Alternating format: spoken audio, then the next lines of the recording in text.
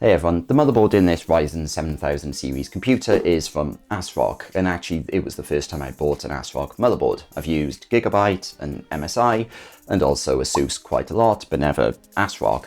And actually I've been pleasantly surprised about just how good ASRock is. Firstly, there's quite a lot of connectivity. I've even got USB-C and things like that. But the actual motherboard itself has quite good power phases. It's got a lot of M2 connectors. It's got 3 drives actually, plus a separate one for M2 Wi-Fi. And actually, in general, it's been a perfectly stable motherboard for me.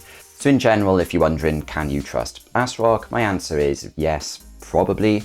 It's certainly not the case that they are some really cheapo, no-name brand from AliExpress. They are now a reputable and stable company.